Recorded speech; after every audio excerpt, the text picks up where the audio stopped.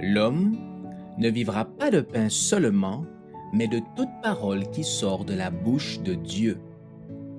Voici votre moment de méditation quotidienne.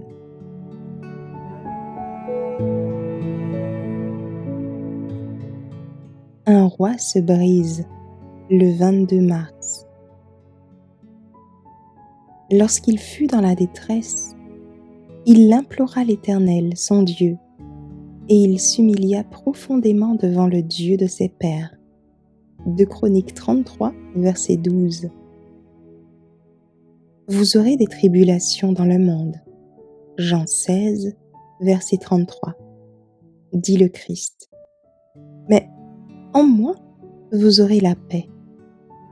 Les épreuves auxquelles le chrétien est exposé, la tristesse, l'opposition, l'opprobre, sont le moyen que Dieu a choisi pour séparer la balle du grain.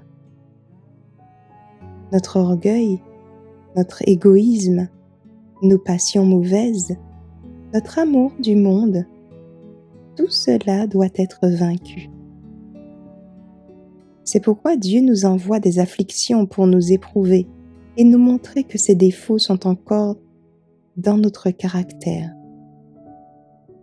Nous devons avoir la victoire par sa puissance et par sa grâce, afin de devenir participants de la nature divine, en fuyant la corruption qui existe dans le monde par la convoitise.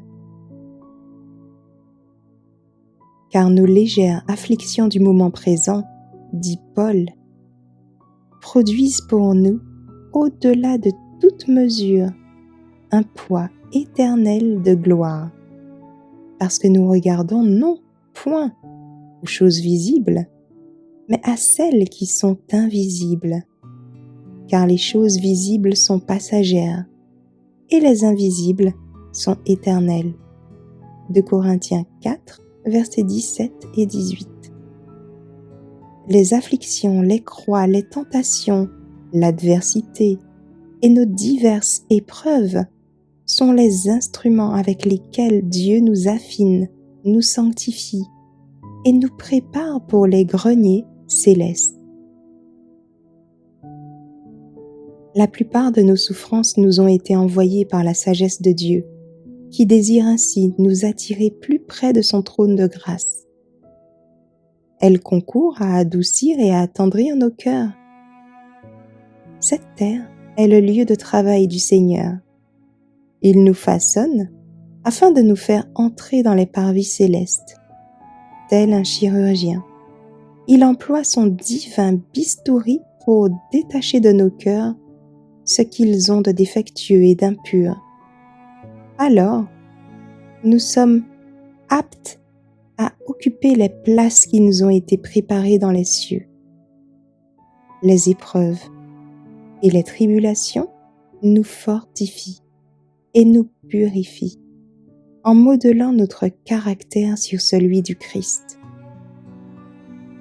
Considérons les afflictions qui nous éprouvent si cruellement comme des leçons instructives, nous enseignant à nous hâter pour remporter le prix de l'invitation solennelle que le Christ nous adresse.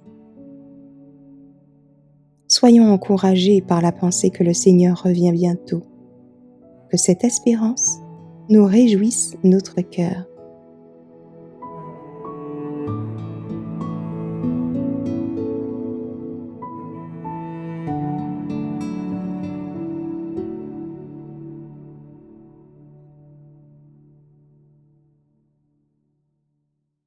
Merci d'avoir écouté cette présentation. Assurez-vous de nous rejoindre demain pour votre moment de méditation quotidienne avec lereste.org.